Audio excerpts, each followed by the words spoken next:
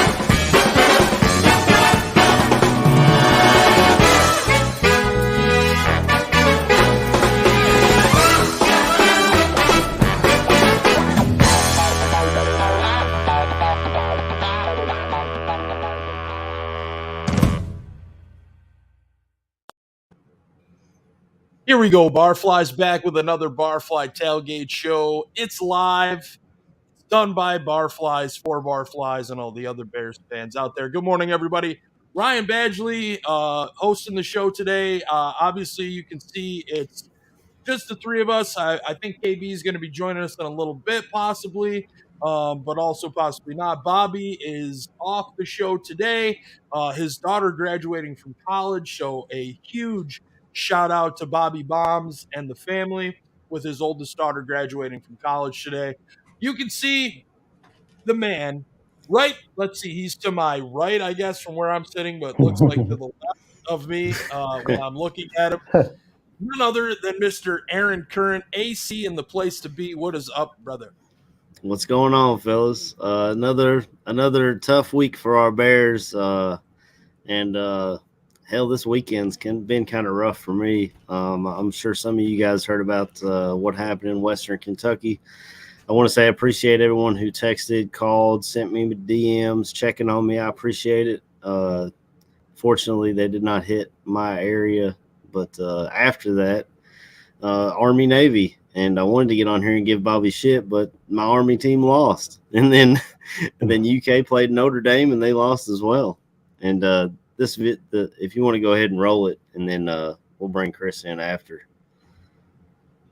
This video we found on Twitter is a video of one of the major towns that got hit by the tornado. It's Mayfield, Kentucky, and as you can see here, just the damage and destruction that happened there. It's really tough to watch. People lost, everything, and we're praying for them. And Kentucky's going to build back. That's our plan. I don't know if Badge has it up or not. I was sent a tweet with a link to be able to donate to the communities down there if you so choose. People are struggling. A lot of people don't have a whole lot money wise and stuff. So being able to build back and losing everything, as you can imagine, is very difficult. And this was the worst tornadoes in Kentucky's history. I was reading online, and I took a screenshot of a New York Times article, if I could pull it up here, because not only was Kentucky affected, and we usually don't cover current events and stuff, but I felt like it was necessary today. So the tornadoes were part of a weather system that wreaked havoc in many parts of the country that hit Arkansas, Illinois, Kentucky, Mississippi, Missouri, and Tennessee. That particular tornado that we just showed the wreckage from was part of a system that was on the ground for over 200 miles, and it was we've never had anything like that hit here in Kentucky. And I appreciate y'all giving me time to talk about it. I know it's Bears Packers week and we got a lot going on, but I'd be remiss if I didn't speak on this because everyone knows I'm the Kentucky guy. So I had to talk about what's going on in my state, you know. Yeah, man. Prayers and love and well wishes and everything to everyone affected, by this terrible tragedy. I mean, people were posting videos of how big this thing was, and my gosh, man, I can't even imagine. The devastation. You just from that 20-second video. What I mean, that was a bustling little town, like, Yeah. and in a matter of moments was gone. Mm-hmm. That is really, really terrifying and scary, and we wish nothing but love and support to all those affected. With that, our special guest with us on the show today. Sorry, Chris, to bring you in after that, but Glad hey, it's you know all right. what? Sometimes that's the way the cookie crumbles. Sure. Chris Watts, we're excited to have you on, man. Welcome to the Barfly Tailgate Show. How you doing today, dude? I'm doing great. I am really doing great. Can you hear me all right and stuff like that? Sound great, Yeah. dude. Excellent, brilliant. No, I'm doing great. I'm really excited to be on the show. I've been watching you guys for quite a few years, so it's a bit of a surreal moment. This is, but I'm honoured, mate, especially when it's Packers weekend. And also, I'd just like to say that we're not, I'm thinking about you over here as well, mate. Because when I read the news this morning, you were the first Twitter guy I sort of checked to see what was going on. So look after yourself, mate. I appreciate it, Chris. Well, we know it's Bears Packers week, but we would be remiss if we didn't talk about last week. Yeah. I was talking with Chris AC before the show, and the Bears have taken a back seat in my life. I'm not afraid to admit it. Yeah. I just couldn't give a shit about this football team right now. I have no reason to. Justin Fields is playing tonight. Okay, we've saw what he's done in this god-awful fucking offense the times that he's played in it. In Pittsburgh, he looked good. I don't know if that was because they were behind and they had to kind of just open up the playbook a little bit, and it allowed him to kind of be himself. I guess the Detroit game, maybe. I mean, he didn't really throw the ball like a ton. But the passes that he did throw, I mean, he had a couple big shots to Mooney that first time. But I mean, aside from that, like, I'm sorry. Like, you fucking delusional dipshits on social media that think this team's going to walk into Lambeau and all of a sudden fucking figure it out. Get the fuck out of here. I haven't myself seen anyone who actually thinks we're going to pull this game off. At this point in the season, we all know Nagy's going to be gone. So what I'm going to be focused on is seeing these young guys, seeing what they can do, because Mooney didn't have a great game last week. Komet, when he flipped the ball up Waddle and Sylvie put out a poll, I think it was right after the game, that was like, what are your reactions to this Bears team? It was sad, angry, or empathy. And at this point, I'm just empathetic. I mean, literally when that play happened, I just laughed. I was like, of course this is what happens. It's just a shit show from top to bottom. I feel like the players haven't quit on Nagy, but I mean, the scheme doesn't work, man. It's just it just looks bad, and we're getting embarrassed, and we're going on national TV, and tonight's national television. Next week's Monday night. So. sorry, I mean, I agree with everything AC said, really. I mean, basically now, I'm not even bothered about the results anymore this season. All I'm bothered about is seeing how the individual players are improving. If the system players like David Montgomery, the offensive line, what seems to be getting back together. So I know we're going to get beat, but I just want to see some improvement in individual performances, really, because I know the scheme don't work at all, and we all know that on offense. So I think for me, it's just sort of seeing how Fields reacts in that situation, getting him in there, part of the rivalry, you know what I mean? So for me, it's just checking out how players are improving, because this scheme on offense is, well, it's diabolical, isn't it? Let's be honest, it's absolutely terrible. Yeah. Oh, yeah. You hit the nail on the head, Chris. I have to bring this up, and it was just funny to me. So Allen Robinson, who hasn't played in 3-4 weeks now, including, well, obviously on the bye, but he was posed a question this week in his presser. Hey, did you know that you've run the most hitch routes in the NFL this season? This guy hasn't played a game in 4 weeks. That's all you need to know. That's it. Yeah. That tells you that's your number one receiver on your football team running the most hitch routes in the fucking NFL. Ridiculous. That's your number one receiver, gentlemen. If that doesn't tell you the problem with this offense, I don't know. I can't help. I'm out. I can't do it anymore. I mean, I always think, though, imagine if you're a player in the huddle, and then you get the player call in, and you must be thinking, this isn't going to work. This isn't going to work. And imagine how much that must mess with the player's mind. It would try what they want, thinking, oh, well, this player's, we're going to spread this player wide, and we're up 1 yard line, or something ridiculous like that. And then, you must be thinking, Allen Robinson's reply too was kind of, he chuckled a little bit. I mean, he kind of didn't really have an answer for it, you know? I mean, here you're the guy who you're on the franchise tag. How do you know this wasn't done purposefully to lower what this guy has been over the last couple of years? And they did this intentionally. So now maybe the Bears think, well, shit, if we don't get him the ball, other teams aren't going to sign him. Maybe, if they do, maybe they'll overpay for him, or maybe we'll get him at a cheaper discount. If I'm Allen Robinson, my fucking bags are packed. I've been gone for the last 2 or 3 weeks. Yeah. I don't think Nagy could do that. I don't think Nagy's got the scheme in his mind to actually do anything that devious today. I don't think he's got him in it, but who knows what's going on behind the closed doors, Alice. All that's what I like to know.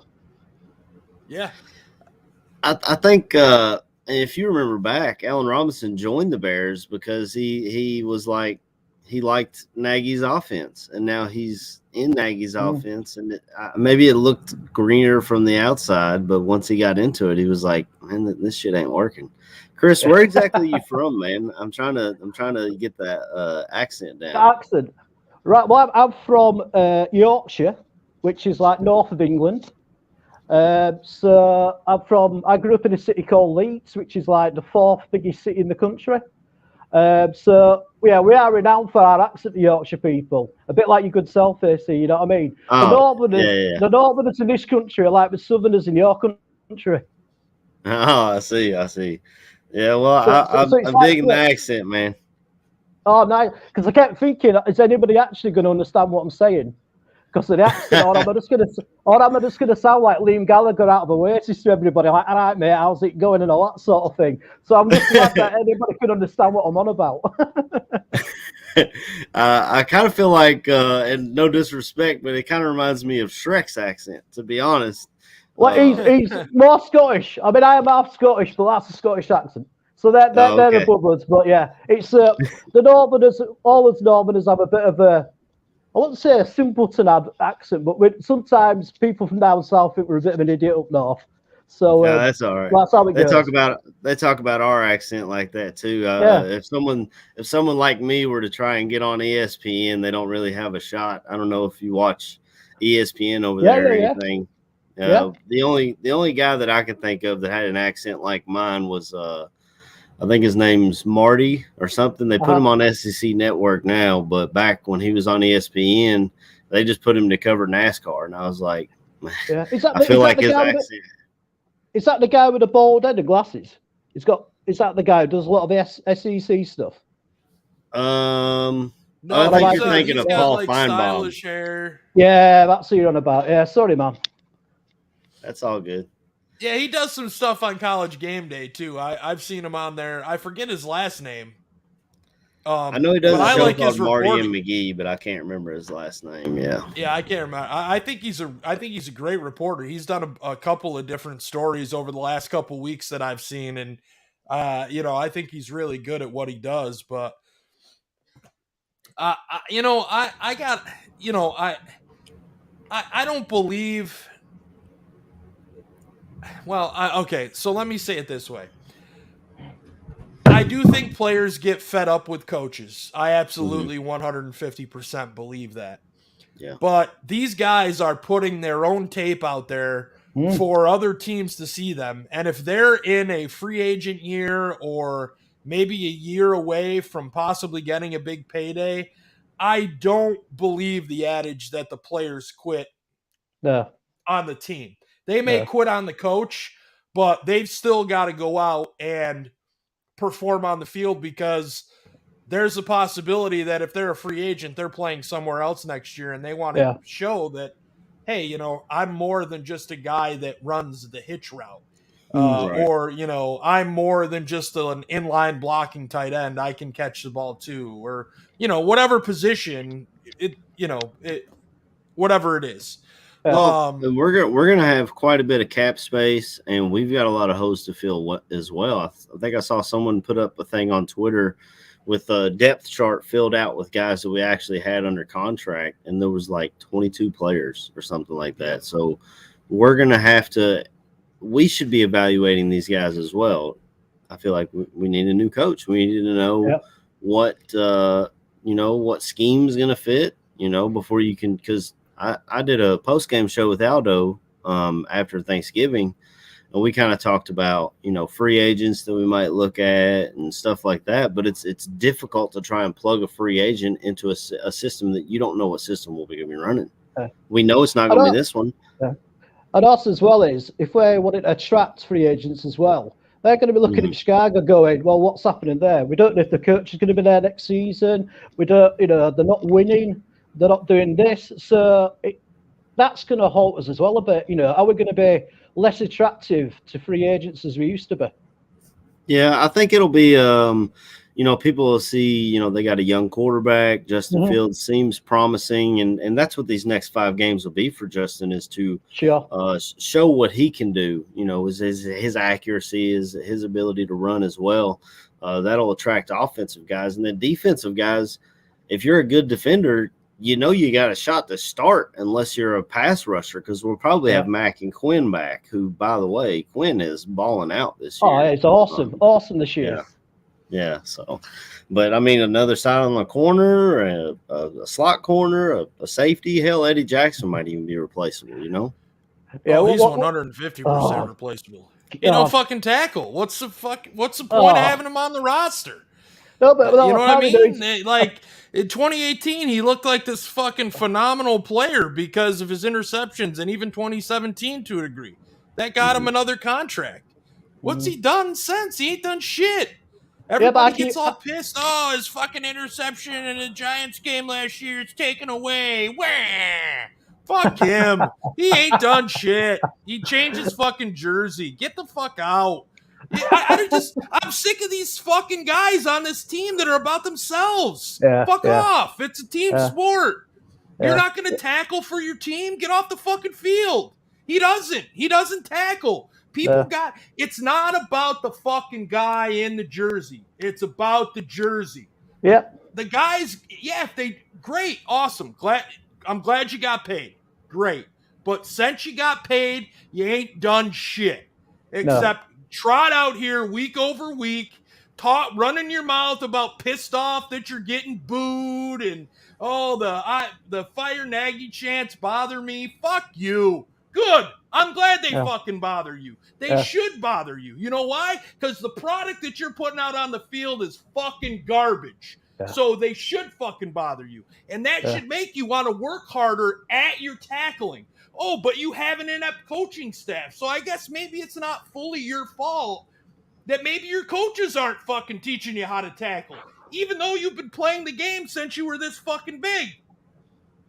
I'm sorry. I'm tired of all these fucking pussyfooting around these fucking players like their shit don't stink. You suck. You're not good. The whole fucking team. I don't care anymore. You're all of you. Every single fucking one of you has to gut check your fucking self. You know what? Just like I do. If I have a bad show, I gut check myself. I do it. Because I produced the show too. The first fucking 2 weeks of the season, I stunk. I was terrible, but I gut checked myself. I didn't want to say it, bad. You know what I mean? Sorry. I didn't want to say it. Yeah, I go back and listen too, and I'm like, man, I talk over people an awful lot. Oh well, AC show, I guess. It's always the AC show. That's right. Sorry, AC, I took over. It's all good, brother. I mean, we're here for the rants, man. I mean, we're all pissed off. We're all empathetic at this point. Like I said, when I watched the interception from Komet, I just laughed. Like most of the time, I'd be pissed, madder than hell. And I just laughed. I was telling Chris before the show, right? Of course. we're sitting there talking before the show. And we were at my parents' house last week. We had the Santa thing going on. And I left here probably, there was maybe, 5-7 minutes left in the first half, whatever. I get to my parents and my dad is in watching the game. We're out eating chicken wing dip in the kitchen, whatever. He just has the red zone on. And he goes, oh, and I hear him start laughing. Dalton just threw another one. So that was his second. A few minutes after that. This was the guy that was supposed to be an upgrade from Fields because he was experienced, and he's out there making rookie mistakes. That's what shocked me.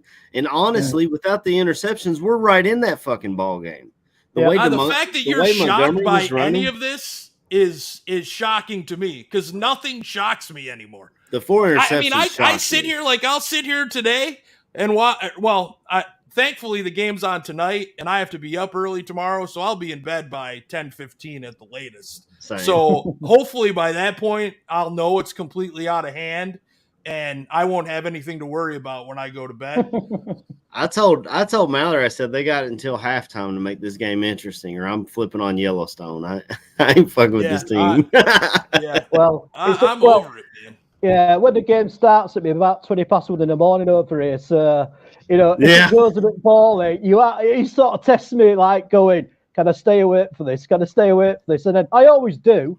And then obviously with the debate after the game as well on the channel, so it probably is going to be about 7 o'clock in the morning for me when it all finishes. and then we're probably just going to get hammered as well. So it's just going to be like one long night.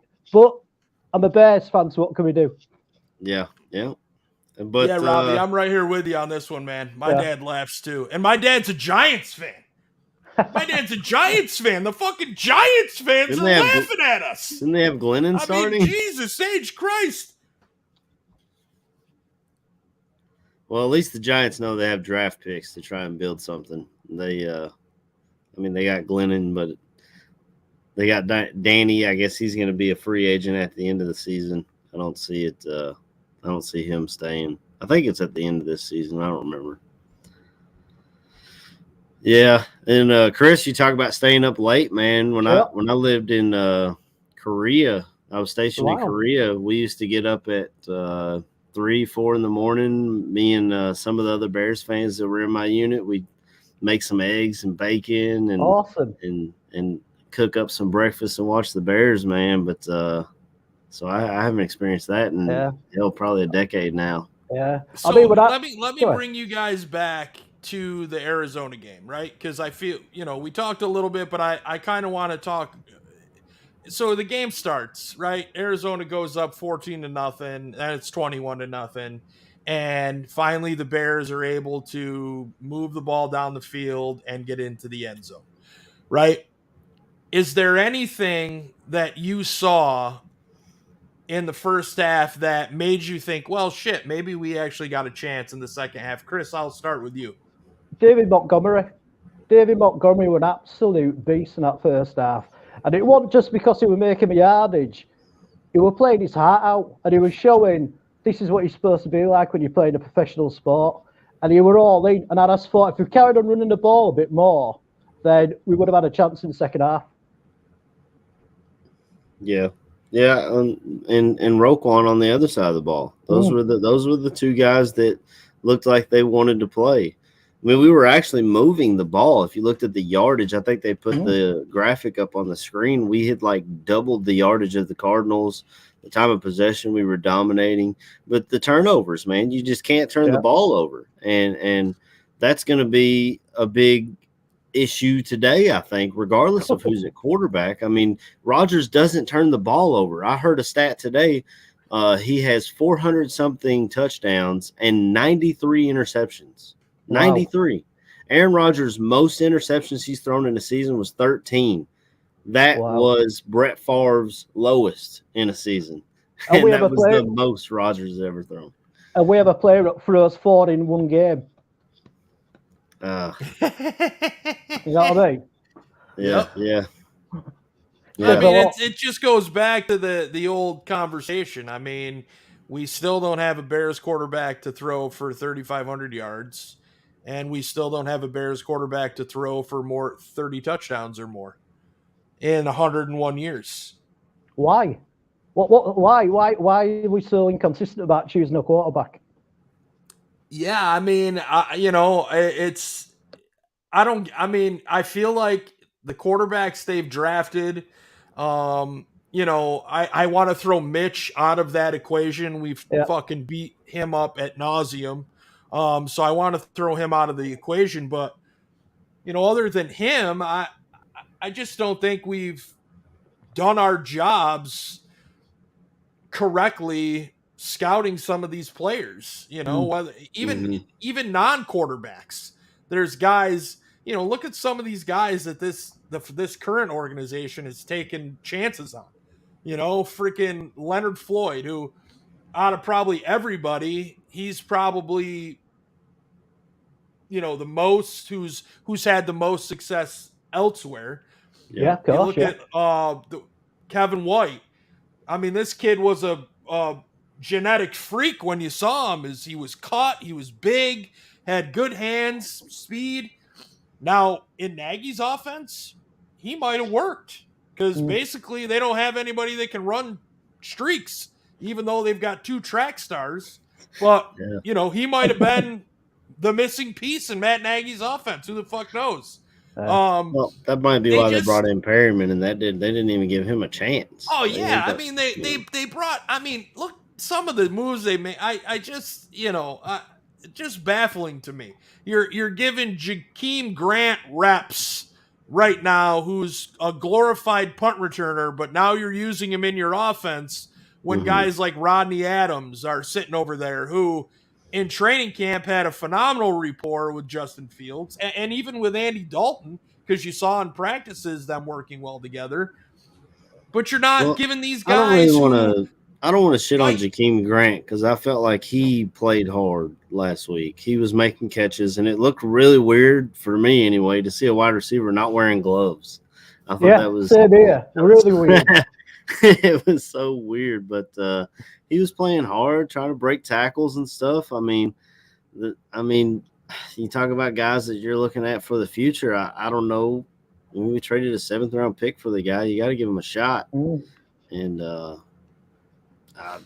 but I'm with Chris, man. How do you have David Montgomery literally putting the team on his back? I mean, some of those beastly runs when he threw that stiff arm, I was like, "Fuck yeah, man!" Like he wants to play. He wants to be there. And he sort of typifies what Chicago Bears football was. That strong running game, Walter Payton, Matsui, bang, bang, bang, bang, bang. And that's what it reminded me of straight away. Like, it reminded me of like the mid to late 80s. Yeah, we signed a fullback this week too. I don't know if Nagy will be running the I formation. Remember, we didn't bring him here to do that, but Maybe you should do. You got to run what you got to run to win ball games. I mean, You're right, you mate. got 7 tight ends on the roster and a fullback now. Like that, run goal line offense all the way down the fucking field. I don't know. We might end up with a wishbone offense this afternoon. yeah. We'll see. Yeah, it's gonna be interesting, guys. This week, another thing I'll bring up, Akiem Hicks, right? This is a guy who didn't practice, then he was limited, then he's a full participant, says in his press conference he's good to go, and now yesterday he's downgraded to out. Yeah, I was What's shocked weird? by that.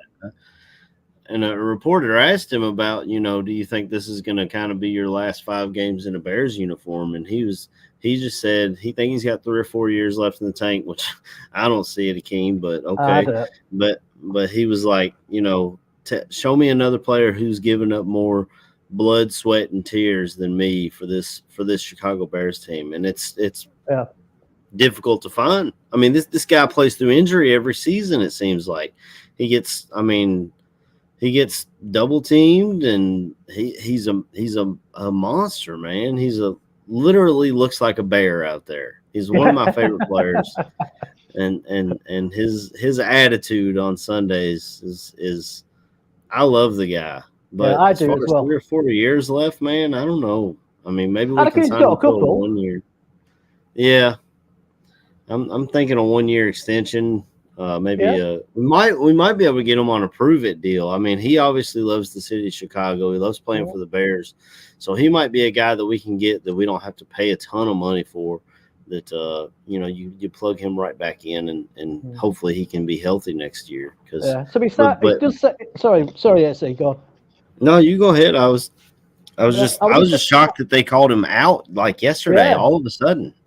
Yeah, because I can remember reading something that he wants to retire as a Bear, and I think if we can get him on a decent deal for, like you say, like another season or maybe another 2, then I'd love for him to stay, because he's one of them players where when you're a fan, that's what you want to see, that sort of aggression and that sort of passion. You know what I mean? Where sometimes you don't see it from a lot of players these days. And I love all the old school, a bit of shouting, a bit of like effing to opposition, a bit dirtiness, but in the rules of the game, obviously. And I think Hicks brings that to me. Yeah, I was telling my wife, actually, it was a couple weeks ago. I don't remember who I was watching, but they had a neck roll, and I was like, I was watching Iowa, and I told my wife, I was like, man, when I was in high school, I wanted a neck roll so bad. She was like, why? I was like, are you kidding me? It looks badass. And when I see a neck roll, look fucking huge. Right. When I see a neck roll, it reminds me of, there was a Steelers linebacker. I want to say it was Lambert. There's a picture of him with a neck roll, and he's pointing, and he's got like 4 teeth missing in the front. And I'm like, that's old school badass football. And that was what I wanted to be when I thought it was cool. My wife was like, I think it looks dumb. And I was like, well, whatever. Yeah, so I love Akiem Hicks, and I love his leadership, his tenacity, but unfortunately, really the last 2 seasons, he's really just not been a factor. Unfortunately, even in games, he shows up now and again. But I really think these last 2 seasons with the injuries have just really taken their toll. I don't think he's somebody that we see in a Bears jersey next year, and that really it bothers me, but it bothers me because I think Akiem the person is amazing, and Akiem the leader is amazing. It's just unfortunate that the body isn't keeping up with those 2 things. Yeah, it's a shame because we don't seem to have many players on the team what are sort of leaders to me, vocal leaders. It all seems to be, I don't know if it's a reflection of Nagy, all this like culture and all that rubbish, but there doesn't seem to be anybody what grabs hold of, a player who's made a mistake and gives them a bit of a rollicking. And, and I feel like we need a few more stronger characters in the team sometimes. Yeah, I think I heard someone talking about that on a podcast this week. I think it was Zach Miller or someone from back in the day, and they were like, if someone did what Eddie Jackson does, missing tackles Oh, and yeah. stuff. Olin Kreutz would be the guy in his face. He would take your head off to make sure you were at least giving effort. Like, Yeah. tackling is an effort stat, Of course it is. like blocking. You got to want to do it. It's like rebounds in basketball. You got to want to fucking do it. And last week, oh my God, Xavier Crawford, what the hell was that? God. Oh my God. God, it was like I was embarrassing. empathetic up to that point. Then when that happened, I was pissed. I was pissed. I think it was a closer game at that point, and he just whiffed, just gave up, didn't give a shit. The thing what really annoys me about the tackling NFL is a lack of technique. Because I originally grew up playing rugby over here. It's all about technique, and it's just the elementary stuff like wrapping up. Instead of like when you see a defensive back and they always go down the shoulder like that, and to take away the knees. But if you're a big guy or you're a good running back, you'll bounce off that and get some more yardage. And the tackling, I mean, I don't know if it's down to that they don't have that many hitting practices anymore due to what the players have agreed with the NFL. But the tackling is in the defensive backs. I mean, I watch it with my mates and all going, "What's all that? Got the wrap up," you know what I mean, and all that sort of thing. And I just don't know what the answer is really, apart from getting them back to like basics. I think Greg Gabriel was speaking on that with Aldo earlier this week, talking about, back in his day, they had 2 or 3 practices a day, 2 days, 3 days, and they were hitting each other. And with the new CBA, they just don't hit each other. So you don't hit anybody until preseason. And then half your players don't even play in preseason if they're starting. So, and I think part of that is that, but part of it is coaching, man. My son's 10. I'm trying to get him into football next year. I've told him, I'm like, you're playing. You're going to play. I at least want you to try it, and if you don't like it, then you don't have to play the following year, but I want you to at least try it. And the first thing I told him was tackling. And what's the first thing I said? You put your fucking shoulder into their gut. Yeah. You try to put your hat on the ball, first of all, and you wrap up. It don't matter how big they are. They could be Jimmy Graham, however tall he is, 6'7" or something. You get your arms behind their knees, they're going down. Yeah. And you talk about rugby, man. When I was deployed in UAE, we were sitting here waiting on a flight, and they had a TV on while we were just sitting here waiting on our plane, and they had rugby on, and I was like, holy shit, man. I can see why they call the NFL a pussy sport when they watch this. These guys are out here in T-shirts and shorts, rocking each other, man. Yeah, I mean, the thing with rugby is it's a lot more down to sort of tackling lower down than they're doing, in football. So obviously, because you don't have the helmet on and stuff like that, you sort of naturally take your head out of it, because obviously, you can't go in, like you would do with the helmet on. So you have that natural instinct to wrap it up anyway, because you think, well, I can't just go in with my head.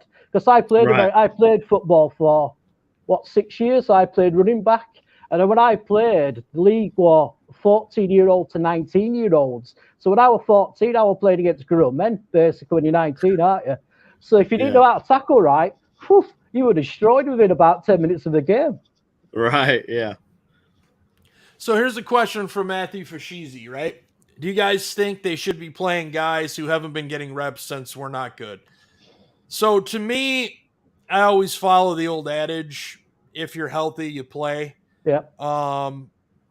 Now for somebody like Justin Fields, we all talked last week about how, I don't want to see him get injured, because Nagy and Pace, and even Pace to a degree, I don't think Pace is going anywhere. If anything, I think he moves up, whatever. But Nagy's going to be gone. I think you want to see what you have on your roster if you're a scouting department or a general manager. But we don't know yet the fate of Ryan Pace. A lot of people want him gone. A lot of people don't. I don't know. I'm okay moving him up. Right. But then the guy that they bring in to replace him has to be a major football guy. Major. Yeah. Because Pace can say he's a football guy. He ain't a fucking football guy. No. I'm sorry. Yeah, and that was another thing I had heard this week. They talked about Ted Phillips. The guy's an accountant, and then George is in charge because it's in his family. And then under him, you've got Pace, who came up in the scouting department, I guess, with the Saints, which is why I think he's able to find those late round gems.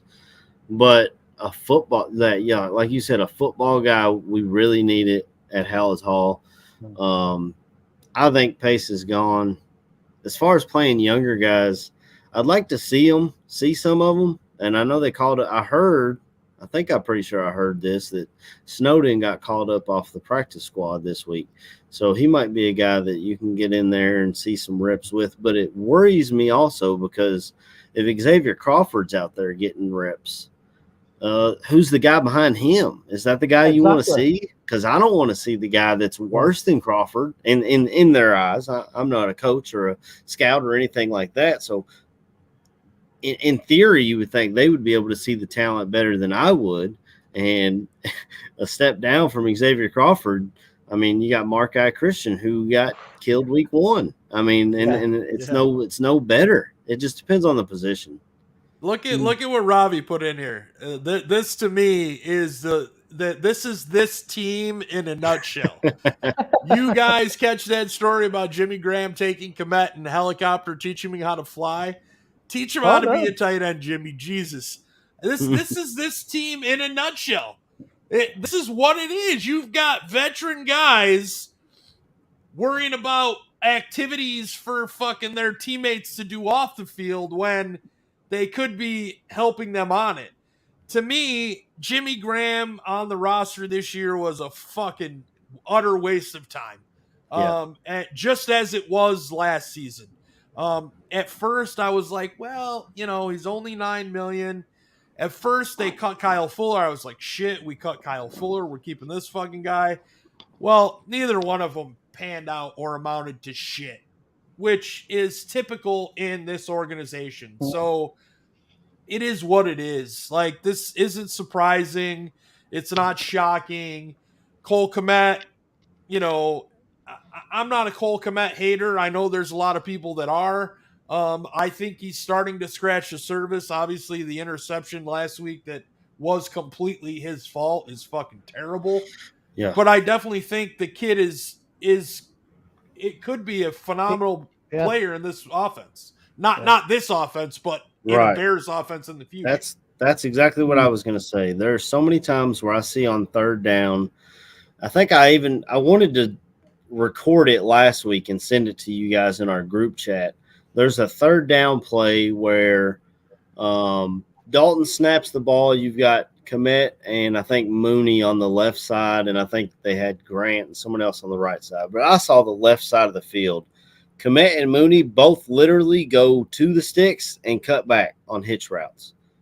What defense is not covering that? And you run a zone. You've got linebacker, safety, corner. That whole side of the field is covered. Dude, we gotta have you know what I think it is? This is what I think it is I think what Matt Nagy's offense, I think, is trying to do is lull the defenders to sleep with their hitch routes. You run them for the first 34 plays of the game. Bore them to death. You're down by 31, but you know what? That next play, you're going to run a go route. And it's overthrown. Fucking A. So we're using psychological warfare now. That's the only way we're going to win. Bore them to death. Get them up flat-footed, and then we might get a lucky pass or something like that. If you're a defensive back going, and this is no hate on the quarterbacks, even Andy Dalton, but if you're a defensive back and you're coming to play the Bears, what the fuck are you scared of? Nothing. What are you scared? I'm more scared of David Montgomery running me over than trying to defend one of the fucking receivers on this roster. No offense to Darnell Mooney. I'd say Allen Robinson, but unfortunately for him, the coach has him running 95 hitch routes a game. And he hasn't even been on the field no more. Yeah. I don't. If Allen Robinson's pissed, I don't fucking blame him. I'd be pissed too. I'm a fan pissed. I'm not Yeah. even on the fucking team, and I'm pissed because I'm watching what's unfolding. And yet this fucking guy continues to be here. But there's another rumor that, if the Bears look bad this week, he's good. You should have fired him 3 or 4 weeks ago and The been Bears- done with it. Yeah, the Bears aren't going to fire him until the end of the season if they fire him. And I've got a nasty feeling that if we did win today, I've got a feeling that would go really in his favour, which would scare me a bit. You know what I mean? Yeah. I think the difference, because like before, like we all know Nagy's gone, but I went back to the Trestman era and I was like, he got blown out back to back. I think it was like Patriots, bye week, Packers. We got blown out. All those, like the bye week beat the hell out of us. So, but they didn't fire him after that. But then I thought about, well, he was kind of married with Phil Emery, so Emery wasn't going to fire him, which I hated Phil Emery. I hated the hire. And then he continued to show I was correct every year in the draft when he grabbed guys like Iglesias, and I'm trying to think of some of the other bad draft picks that he had. They were god awful. Like you guys have heard me. I'm a draft nerd.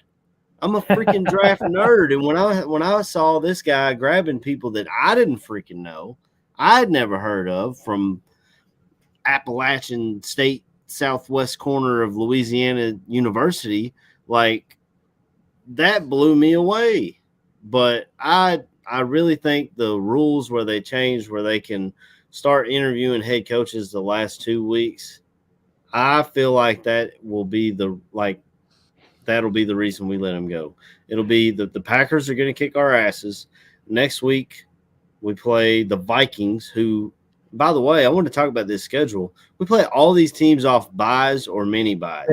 We played the Ravens off a bye, I think it was.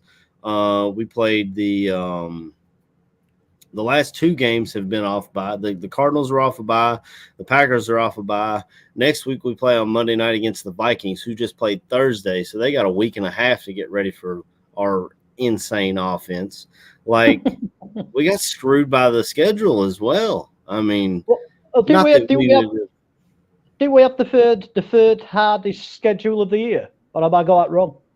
Yeah, I believe you're right when it first came out. But I'm always taken aback by those, because teams, to me, you can't always gauge a team off what they did last year. And that's where they pull those from, Like, I mean, the Patriots this year are, right now, they're the number 1 seed in the AFC, I believe. And last year they were, they were in the middle of the pack in the league. I mean, they had a lot of opt-outs and stuff around that, but that goes back to good coaching. That's another guy I've heard people bringing up, is Josh McDaniels.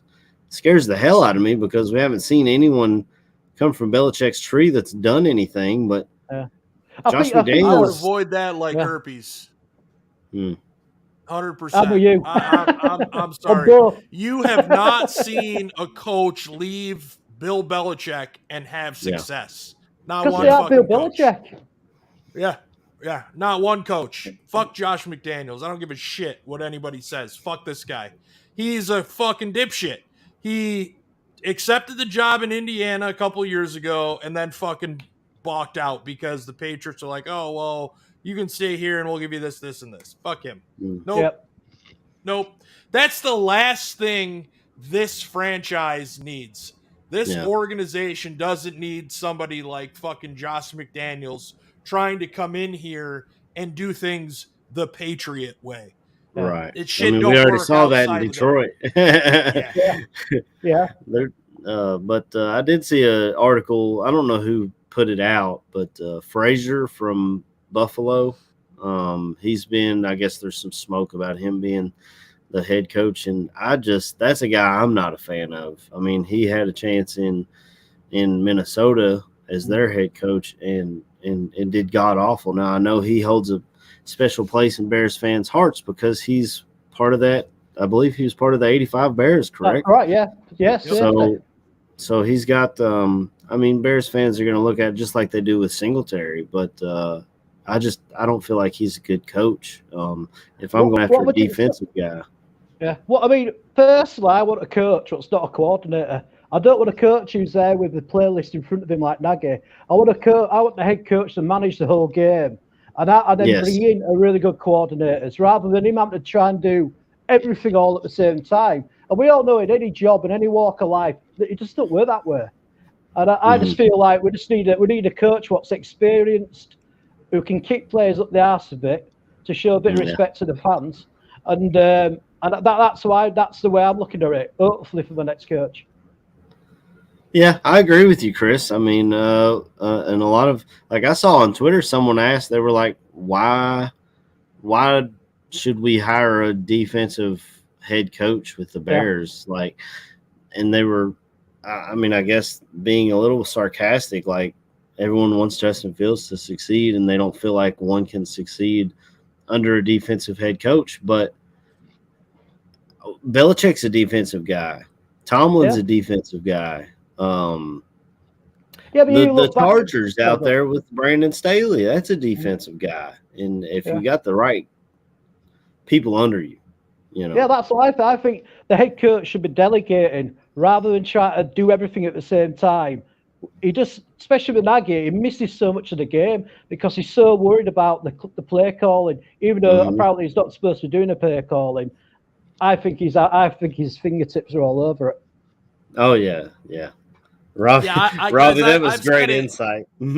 I've said it before. I said it last season that I want, you hear how you want your coach to be maniacal.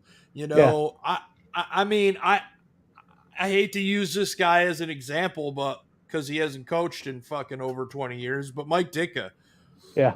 That style, Chris, we were talking about it before the show too. Yeah. That style of coach with that mentality that lives, breathes, sleeps this game. We haven't had that in Chicago since him. Since Lovey. And I don't want to hear Lovey Smith because it wasn't Lovey Smith. Lovey was a different type of coach. Like, I want to see the guy that's fucking crazy. When he comes to a press conference, he's smacking the podium. When he's asked a question he doesn't like, he says, fuck you. But everybody's a pussy now. Everybody's afraid to say things and do things now. I want a coach that isn't afraid. I want him to come out in a press conference and say, you know what? This guy didn't play well. This guy doesn't tackle well. And we need to work on those things. They got a guy like that up in Detroit. Yeah, but when you talk to this coaching staff, well, but our culture's good. Oh, we've got a great culture. I don't care about your culture. I care about winning games and winning Super Bowls. Everything else means nothing. Nothing. Not a freaking thing. I don't care. I don't care if your culture is the best in the NFL. Well, funny, other organizations are saying your culture's shitty. So maybe to you, your culture's good, but to the rest of the league, it's terrible. Yeah. And, I mean, they're getting – how do they not – it seems like they don't care. Like ownership. And I've met George McCaskey. There's a picture in the intro of me with George McCaskey. I met him up in Cincinnati. He's a fan first, I feel like. So he's got to care about what the product looks like. But how do you not fix it after all these years? Yeah. I mean, how do you not fix it? Well, why would you fix it? You have no incentive to fix it. Your pockets get fatter and fatter every year because dipshits like us keep putting money in them for buying all sorts of shit. People said that about Cincinnati for decades. I grew up a Bengals fan, and that's what they always said. The Bengals do not care. The Bengals do not care long as they're making money. Look what they've done. They finally got rid of. They're a business. It's about making money. They don't give a shit about the product. But if you're winning, you're making more money. How do they not see that? That's right, yeah. That's right, yeah. But do you think it's down to because it's a family-run company that there's no sort of competition for like places, higher up in the front room? Do you know what I mean? That's how it always seems from somebody from looking at it from afar. That's what it seems to look like to me. Like, there's like it's like John Buffon always goes on about the family diner scenario, and I completely agree with that. I just don't think they have competition for their own position. So you can just go, well, I don't know, I'm not going to get sacked. I'm like the son of the owner. Oh, I know the owner did sack one of the sons. But that's how it comes over to me. Yeah, I could see that. If my dad was a big-time conglomerate and owned a big company and I was just going to do nothing in my life and step into taking over said business that's printing money. But I don't know, you know man. What we should this just popped into my head. You know what we should have recognized Nagy was a fuck? Was game 1 when he walked in dressed like fucking George Papa Bear Halas. That's when we should have recognized he was a fucking dipshit. Because you're the furthest fucking thing from this guy.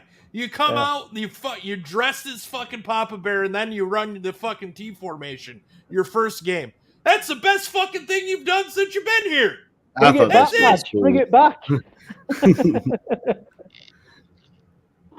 Sorry, I totally changed the direction there, but it just popped into my head. I had to say it. So what I'm going to do, we're going to take a quick little break here. So if you got to take a leak or whatever, you've got 2 minutes. We'll come back and we'll actually get into this Bears-Packers rivalry and, talk about Aaron Rodgers and, whoever else we can fit in and whatnot. We'll be back right after this, guys.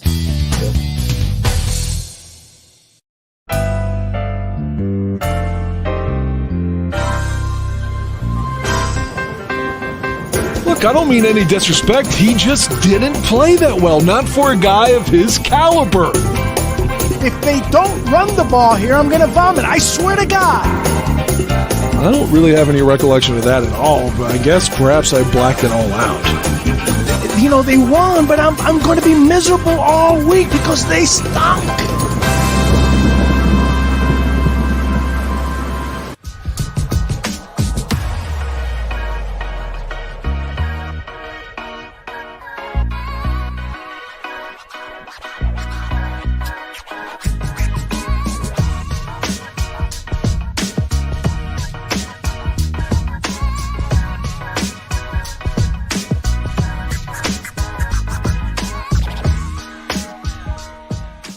The Barroom Network presents 2 fired-up Bears fans. They are ready to rumble on the Bear Debate.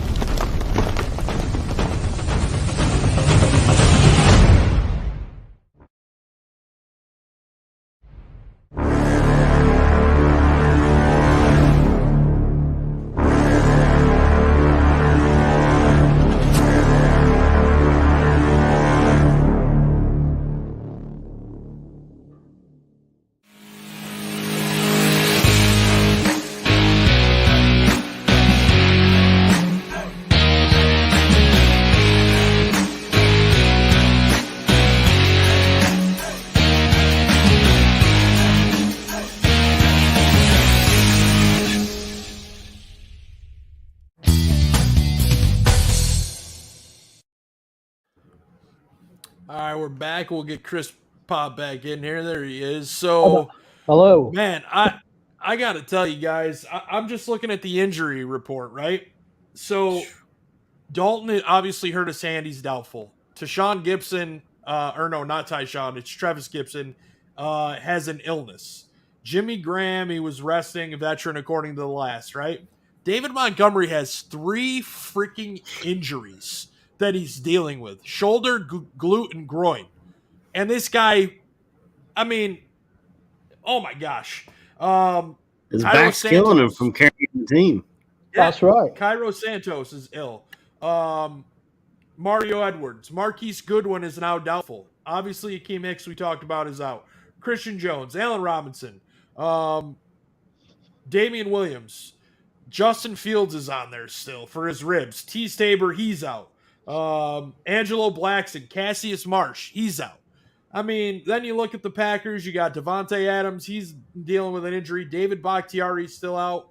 Randall Cobb, their cornerback, Kevin King, Rodgers with his freaking toe. Somebody just step on his foot, for crying out loud. That's all you got to do.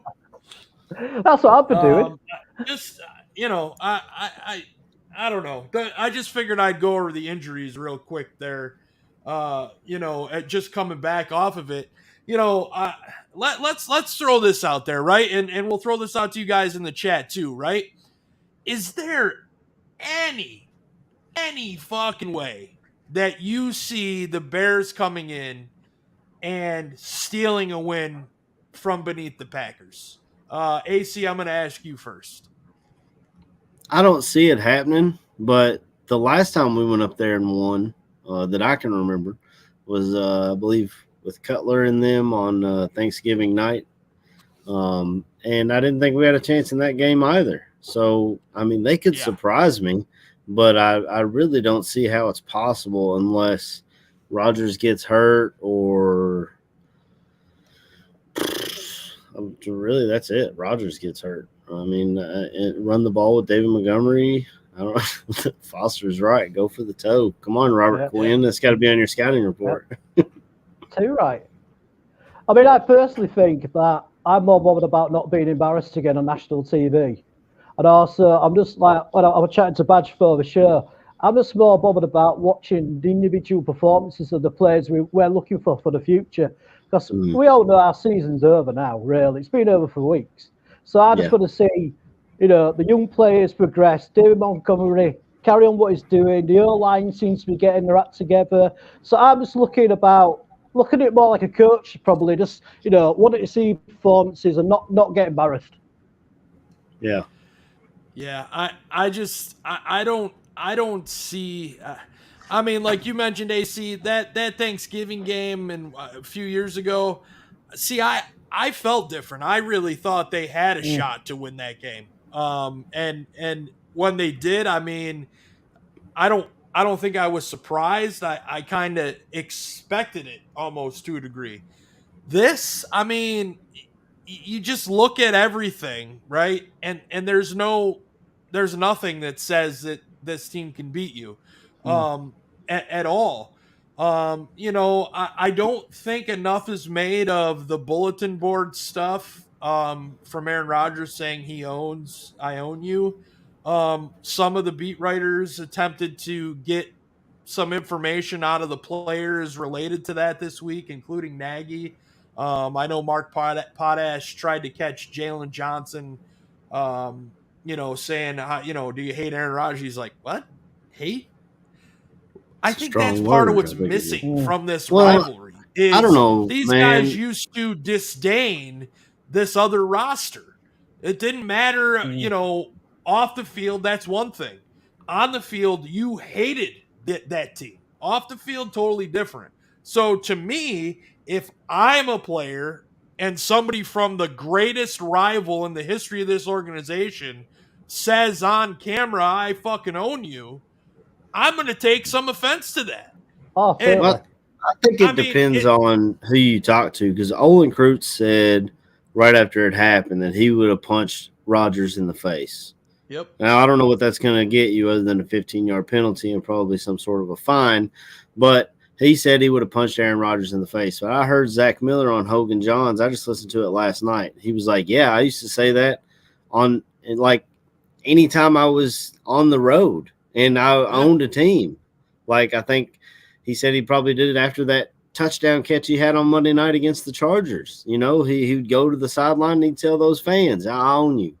And Jimmy Graham said he did it multiple times whenever they would beat the heck out of teams on former teams, not on the Bears. But it seems to be a common thing that happens in the league, and that one just got blown up because of when it happened and where it happened. Rodgers scored a dagger of a touchdown. That touchdown put the game away, let's be honest. And then he was there, and as he said, a woman was in the crowd giving him the double bird, and I don't doubt that at all. I mean, I'd probably give him the double bird if I ever saw Aaron Rodgers as well. And that's just what popped in his head. Yeah, fuck me, I own you. I mean, I've owned you my whole career. How can we argue it? He's 21-5.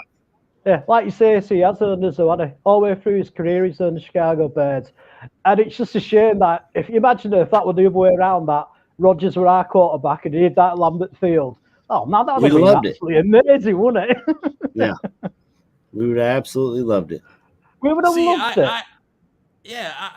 I think. I mean, if you're one of those players on the roster, and that, I mean, I don't know how that can upset you. I just don't think it's enough. I just don't think there's enough there from this team to do anything about it. You know, I mean, everybody's looking forward to when Aaron Rodgers is no longer the quarterback of the Green Bay Packers, so the Bears can then take over the division. Fuck that. I want to fucking beat this guy. Like, if we're going to take over, let's take out the top fucking dog and take over. Not, I can't wait till Aaron Rodgers is out of the division and then we can take over. You can't beat the fucking Vikings. You barely beat the Lions. You needed a miracle field goal. It's going to be a long time. Bills fans said that for getting deep. Bills fans said that for 20 years while Tom Brady was up there in New England. Bengals, Browns, and Ravens fans have said that about Big Ben for years, and now the other teams anyway are dealing with Lamar Jackson, who's probably taking over that division. I mean, it's all over the league. And if you don't like it as a player, stop them. I've seen it mostly in college more than the pros, but Kentucky does the L's down. You guys know I come on here and I throw my L's down because I hate Louisville too. If you don't like it, stop it. They do the horns down for Texas. You don't like it, stop it. But we're not stopping them. I need to ask you a question, AC, and it's not sort of Bears related, but it'll be all right. If I haven't really got a college team to support, so I want you to sell me Kentucky as a team to support. To me, it's they share a lot to me with the Chicago Bears in that they're not the Alabamas, they're not the Georgias, they're not the team that's is going to be in the playoff almost every year. They're going to get the top recruits. They're going to win the top rewards. Kentucky is the underdog. We're the guys who every once in a while we can come up there and punch Georgia in the mouth. Every once in a while we'll win a game we're not supposed to win. And sometimes we'll lose games we're supposed to win. That's why I'm a Kentucky. Well, other than being from here, that's why I'm a Kentucky fan, is because we're the ultimate underdog. I mean, we haven't had before Mark Stoops. Our last great coach was Bear Bryant, and he left here to go to Alabama and became a fucking legend. And then after that, it's been a lot of mediocrity. And then we finally got Mark Stoops in here, who started recruiting well, built this team up the way you're supposed to build a team.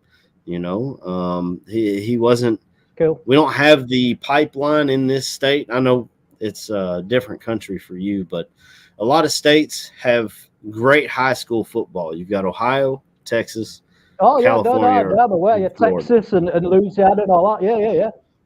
Right. We don't have that in Kentucky. That could be my new college team. Hey, the blue and white looks great too, right? It does as well, doesn't it? And then it's Syracuse for badge, isn't it?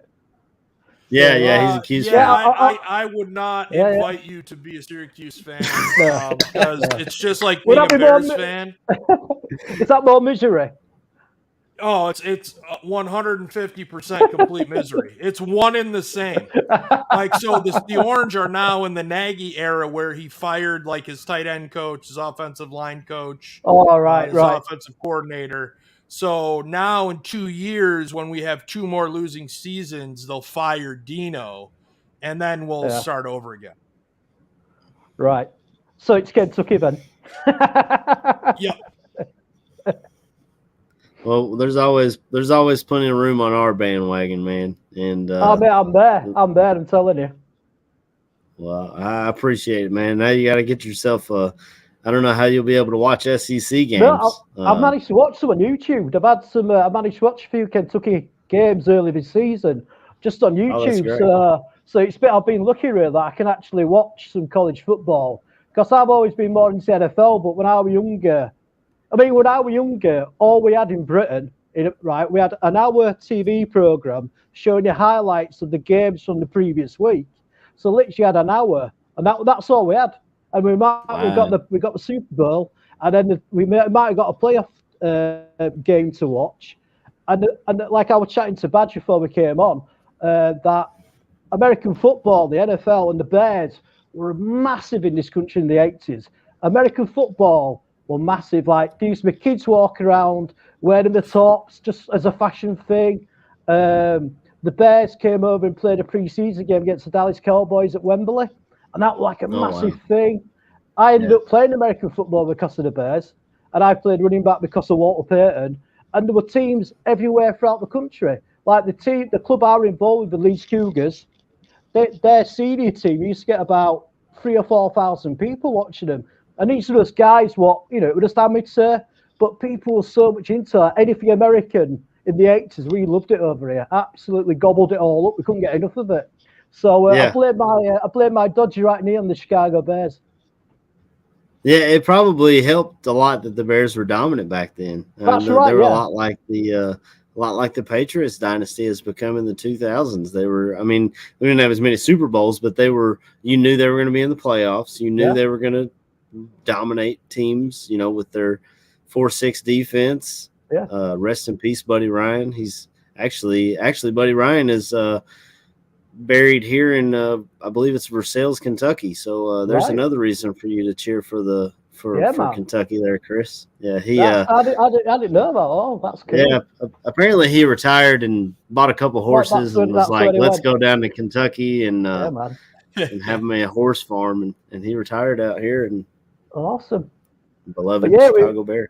Yeah, but the Bears were just such a big part of it, and you can always tell in this country who were into the American football in the 80s because they either support the Bears, the Raiders, or the Dolphins, or the 49ers, or the Giants. Anybody I see walking around, I've got like a Seahawks hat, and I go, nah, you've already been into it for the last 10 years, haven't you?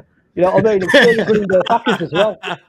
Anybody walking around with Green Bay Packers fan, when I got into football in the 80s, Green Bay were terrible. So I always think, you wouldn't have spotted them, mate. No way. You're just an Aaron Rodgers lover. So I've got no time for you, mate. You know what I mean? Yeah. Yeah. And here in Kentucky, I'm sorry, Baz. I keep cutting you off. Here in Kentucky, we don't have a team. So you see a lot of that as well. The different teams represented by different people that like their teams for different reasons. I know quite a few Packers fans who they loved Brett Favre in the 90s, or Randall Cobb actually went to Kentucky when they drafted him. A lot of Kentucky fans kind of became Packers fans because of it. But we got Steelers fans, Bengals fans, a couple of Browns fans I've met. My brother likes the Ravens. There's Kentucky's like that, a big melting pot of fans that have their different reasons for pulling for their team. Yeah, but like I said, it was a massive cultural thing, the NFL in this country. It's really hard to explain. Like the first ever British final, they had 25,000 people watching it. And these, like I said, these are just guys who were playing it after work. Because people just, because especially sport in the country at the time in the 80s, soccer, you had all the football hooligans, I was never into all that. Rugby, even the rugby union England team, were made up of, they weren't professional, they were all lawyers and policemen and all that crap. And the one thing what attracted me to the NFL was you were so far ahead in how in the training, the preparation of the games. And that was the thing what blew my head apart when I was like 14, 13 when I started playing it. That's what I want. I want to learn how to be the best I can be. And being a sport what's forward thinking rather than, in the 80s, we got about as far as having a guy with a metal bucket and a wet sponge. That were our medical, sort of thing in the game. That like an old guy run on and give you an orange half time. That's about as technical as we got in this country. So that's what always got me with football all the preparation, the training. I had the NFL workout book, so I could do all the working out on my own and stuff like that. And people used to think I used to be mad when I was growing up. They were going, what's all this about? And how do you get it? What's it all about? So it was a big thing for me growing up. And I'll show you a little picture. This is when I got my the first kit at Christmas time. I was lucky enough the parents could afford to buy me a kit. So this is me at 15 at Christmas. So I hope you can see that all right. So you can hold it up a little bit. I can see the helmet. Oh yeah, you had the whole shebang bang there. Oh huh? yeah, man. Yeah. So that was me at 15, man. So so the Wow. Chicago Bears and the NFL were a big influence on my life for about a good 7 or 8 years. That's awesome. I love hearing how people became fans. I've told people I married into this. My wife, her Yeah, I family's remember you from saying, Chicago area, and when I first met her, I was like, well, how? First of all, I was like, "What are you doing down here?" And she said, "Witness protection program," and I had to laugh.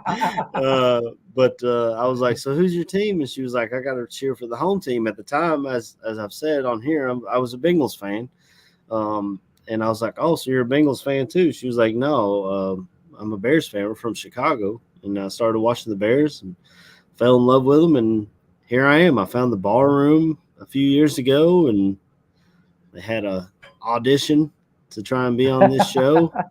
And I'm Yeah, but always you took over the show now, AC. You know what I yeah. mean? Now it's my show. Yeah. They're about to just call it AC's show and then the Barfly, really small letters next to yours. Yeah, Aldo's talked to me about that before. He's like, that first season, I would go back and listen. AC would just kind of sit back. I'd try to let everybody get their points in, and then I'm I'd throw like in a today. I'm little bit. really like, just don't say anything, Chris, until the guys have got the point over. Right, but I mean, if you don't say it, man, a lot of times, at least for me, I'll either forget it or we'll be moving on to something else. So that's why I just kind of jump in there and get my point across. And but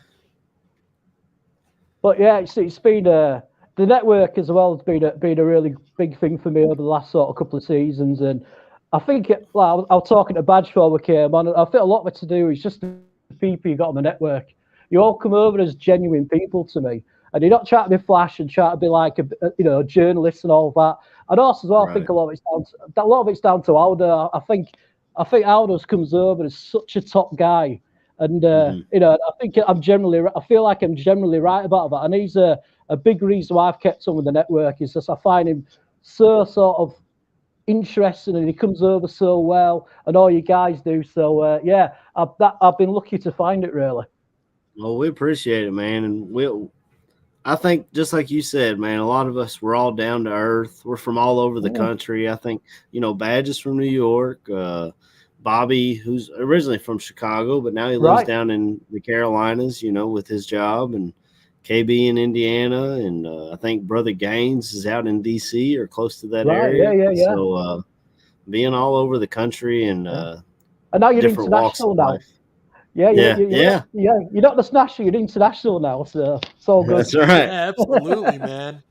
Yeah, Chris, we appreciate you, man. We had talked, a couple weeks ago, and of course, I'm very forgetful. So if you don't remind me, I tend to forget things. So, we appreciate you, man, hopping on with us. It's awesome to have. To know the how far our reach is. I mean, I see it every week. I log on to put the show up as a podcast after each show, and I mean the countries that our show is played in would just astound people. I mean, Asia, the Asian markets, the United Arab Emirates, Mexico. I mean, Australia. Just the UK is huge.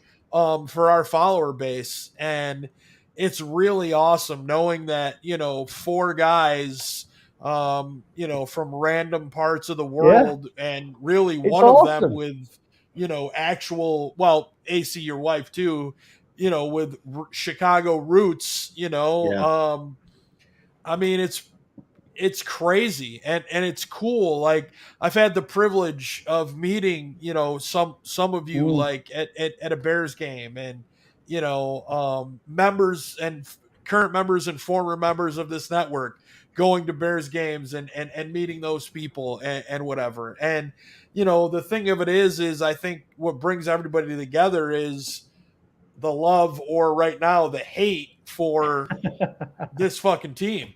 I mean, I think all of us are. I just think back to the first year I was part of this, like in 2017, Fox was fucking terrible. I mean, it was Yeah. this network and the 100 Proof show that started the Fire Fox narrative, and like you go from that to Matt Nagy and that first year in 18, everything with the exception of Cody Parkey went like it was supposed to. And you thought going into 2019, holy shit, like we just came off a 12-4 season. Yeah, it ended bad, but you know what? I think we're going to be really good. And at Bears 100, you had all the former players there giving, hey, this team, holy shit, they're going to be good. They're going to be good. And then, as typical Bears fashion, come and shit down their leg. And they shit down their leg last year, and they're shitting down their leg this year. Yeah, and we're back to where we were after we fired John Fox. It's it's a 4-year fucking turn of events, it seems like, with the exception of Lovie Smith in recent memory, that we go through this and have to find a new coach and a new GM. Yet the people in charge stay the same, so nothing changes. I was never one for the fucking sell the team thing. But Jesus Christ, I've been a diehard, and you know what? I tweeted this. I said I'm a diehard. I don't know if I'm a diehard. I don't know if I am. You're a diehard, mate. Definitely. I think they broke me because, like, I think they finally hit my breaking point. Yeah, like I didn't think, I used to just watch, and I would watch whether they got their ass kicked, whether they won by a lot, won by a little, lost by a little. I'm just to the point. I think it's just this regime badge. I think you're just like every other Bears fan. We want to see change. We know nothing's going to change until we see changes made. And that's for lack of a better term, it sounded dumb coming out. Nothing's going to change until we see changes made. But makes sense to me, AC. But I mean, we all want change, man. When my son, I'll be watching the game. He'll be like, how the Bears doing? And I'll be like, oh, well, we're down most of the time. Or even if we're up, I'll be like, yeah, well, we're actually winning right now. But he doesn't care, man. How much I want to pass this on to my child, and he can pass it on to his children, and so on and so forth. But if something doesn't change, kids aren't going to cheer for a team that's losing every year. I thought that too, man. I wanted to pass this on to my daughter. And when she was little, she was 3 when they went to the Super Bowl, and I was like, oh my gosh, this is great. Like, she's 3 years old. They're going to go to the Super Bowl. Like, if they win, like, she'll already have one in her, as a young kid like me. And then as it started to dawn on me, I go, oh man, they haven't done shit in, since the Super Bowl. That was in 2006. I'm like, oh man, maybe this is a bad idea. And then I was like, nah, this team's different. This team's different. And they weren't. Like, yeah, they at least we're not Lions fans, man. Well, I don't know. For every 1 year that we have a good year, it's almost like we're Lions fans. I mean, I could tell you a story what completely sums up being a Chicago Bears fan. I got to know a neighbour really well, and he was just getting into watching football, and he hadn't picked his team yet. He had, who he was going to support. So he was asking me, who support. I said, and I told him, all the great teams and all the great clubs like the Steelers and blah, blah, blah. So then he goes, oh, no, I'm going to be a Green Bay Packer fan. And I went, you're joking, aren't you, Mike? And he goes, no, I like the Green Bay Packers. So, we got on still, of course you do, don't you? Anyway, he moved away from where I live. And then the next guy who moved into his flat was a fucking Green Bay Packer fan. I couldn't believe it. I thought, what are the chances of that? What are the chances of that happening? So that to me just sums up being a Bears fan, you know what I mean? Yeah. Listen, I'll even give this to Don Burr, right? Lions on the uprise. All right, I'll give it to you. I mean, you still almost blew it.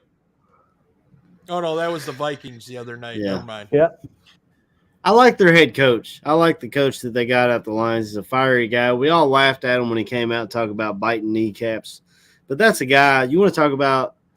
I heard a couple weeks ago, I was listening to Greeny talk about the Jets. He's a Jets fan, poor fella.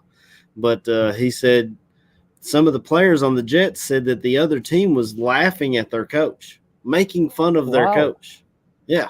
And can you imagine if someone did that to the Lions fans, talked about their coach or talked about Dan Campbell the way, those players talked about the Jets? They'd be fighting. Those guys would fight for him. And I want to say they would do that for Nagy, but I don't know. When I listen to former players, like I heard Zach Miller was on Hogan Johns. He talked about how great Nagy was as a player's coach. We've heard Eddie Jackson try to take up for him. I feel like the players like him, and I like him as a person. I just don't think he's a good coach, and I think it's obvious. I mean, I've got nothing personal against Nagy. I'm sure he's a great guy, great family guy, but it just seems like it's just too much. That position is just too much out of his comfort zone. He's in over his head. Yeah. No, that's right. Yeah, so he's a poser. Let's call it what it is. I mean, he's a poser. He got Andy Reid to sell the Bears that he was an offensive mastermind. He then said, my offense is phenomenal. It'll take 3 years to learn, but it's great, and then he comes here and says, I didn't come here to run the I formation. What did you come here to run? Because none of it works, and it never has worked with the exception of the Tampa Bay game in 2018 when they were playing, they picked a couple of guys in Buccaneer jerseys out of the stands at Soldier Field and asked them to come and play corner, and it made Mitch look competent. Similar to how he looked in the preseason game, when he came to Soldier Field this past season. Oh, God. Robbie said Nagy came to run the bottom three offense. I totally agree. Laz, Nagy's worn out his welcome with 99% of all Bears fans. Turn the page. Yeah. Dude, it's hard for me to turn the page. You and the general manager have set our franchise back minimum 3 to 5 years. Minimum. Andy Reid. Salary cap is a fucking debacle. Number one. And number two, like you said at the beginning of the show, AC, they've got like 22 players left under contract on this roster. Well, fucking Khalil Mack and Robert Quinn are taking up about 80% of that with their salary.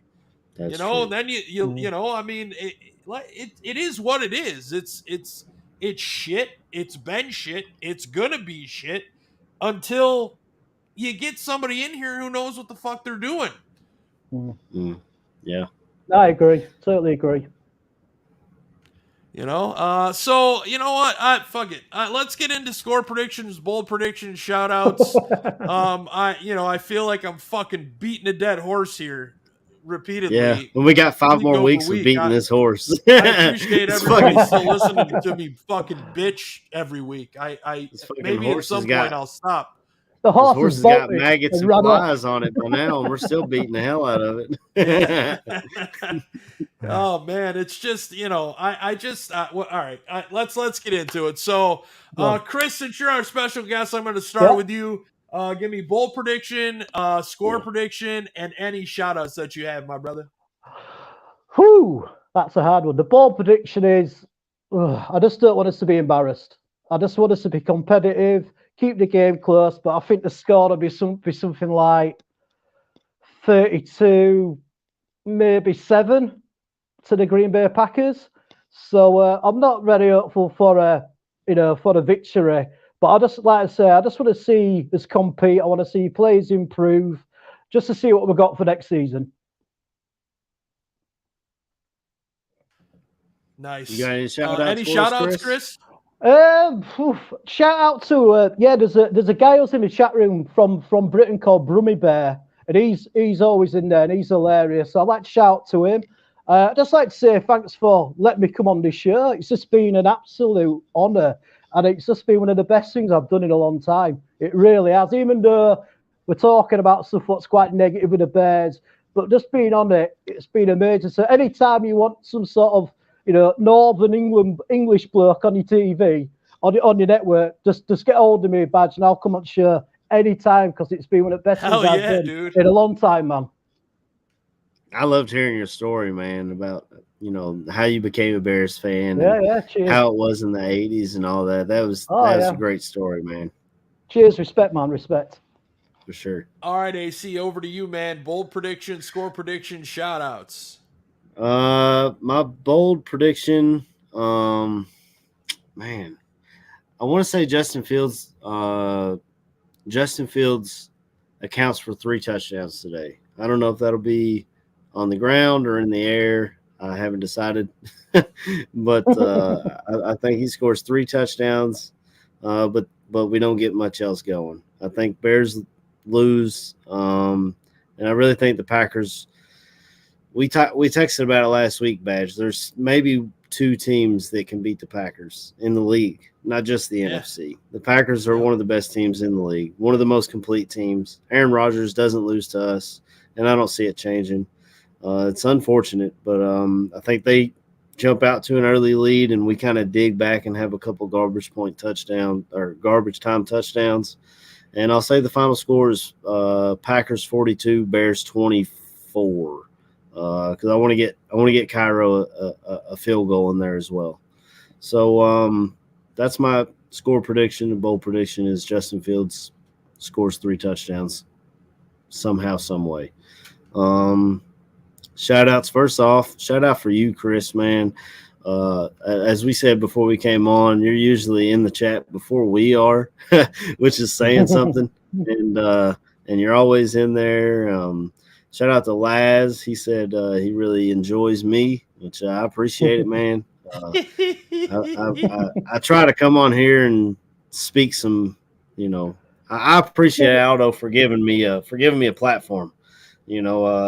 I've been a Bears fan for years, and there's not a whole lot of Bears fans around here. So being able to come on here every Sunday and speak my piece and talk about the Bears with you guys, it's I love it. And the people in the chat keep the chat going.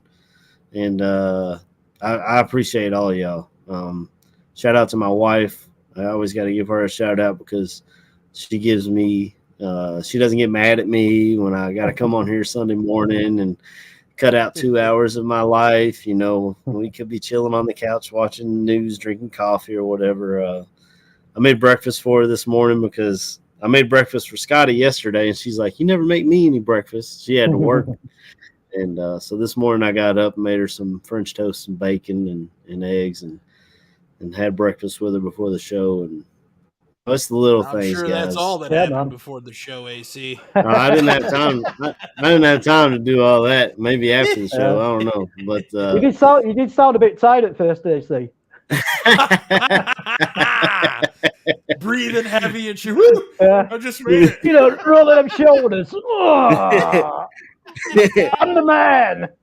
Yeah. The biggest thing that I learned this weekend from the devastation of the tornadoes, not to bring the show back down, but enjoy your time with your family and friends, man. Life's too short to hold grudges or be pissed off that your Bears suck bad. Just enjoy life to its fullest, man, and bear down. Bear down, mate. Yeah. So bold prediction. I think I'll go a little bit bold here. I'm not going to go so bold that I think this team can pull out a victory. I just don't believe that. If they do, okay. I don't really know what it proves because whoopee shit. You still got 4 or 5 games left to play, and even if the team comes back and is somehow able to win the remainder of these games and sneak into the playoffs, it's one and done. I mean, it is what it is. But I do think the Bears will score more than their season average of 16 points today. I'm somewhat in agreement with AC. I think they'll hit that 20 plus mark. I'm going to call it 20. I think it's going to be 2 touchdowns, 2 field goals. But yeah, I am going to give the Packers a 50 burger tonight on Sunday Night Football, and they win 50-21. Our defense is full of holes, not only in the secondary, but up front as well. No Khalil Mack. Green Bay's offensive line has been really good at holding for all these years. They continue to do it and get away with it. So not only are we playing the Packers, we're also playing the officials. I'm going to say it now. Fuck you, Green Bay. That's the truth. You know it. Kiss my ass. I gave you my score prediction. Shout outs. Man, I just can't say enough about AC, bringing light to the Kentucky situation. Please, if you can, go to that link, follow AC on Twitter, go to that link. Any little bit helps. $5. I know it's the holiday season and, money's tight for everyone, but please, if you can, please, try to help out those folks that just lost everything. You saw the clip and whatnot. The chat, you guys keep bringing it week over week over week. You guys are in here kicking ass, taking names. Chris, I can't thank you enough, man, for jumping in here, talking the game, telling us your story about how you became a Bears fan, and absolutely adding so much value to the show, dude. We appreciate it so much. Not having KB, not having Bobby, man. Thank you so much. We'll definitely have to do it again. Guys, if you ever want to jump on with us, it's as simple as, hey, I'd love to jump on with you guys. Yeah. Hit us up, Twitter, Facebook, Instagram, whatever. We'd love to get you on and get you in here and talking with us. We're fanalists. We all probably played the game and whatnot, but we didn't play at the college level or the pro level.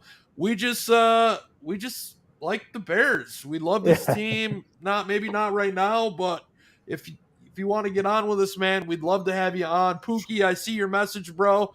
I will get on Twitter right after here, dude, and I'll hit you back and whatnot. But let's hope for a healthy Justin Fields the rest of the way. No major injuries. Same thing with some of these young core guys, Demont, Herbert, Mooney, Kmet, the offensive line,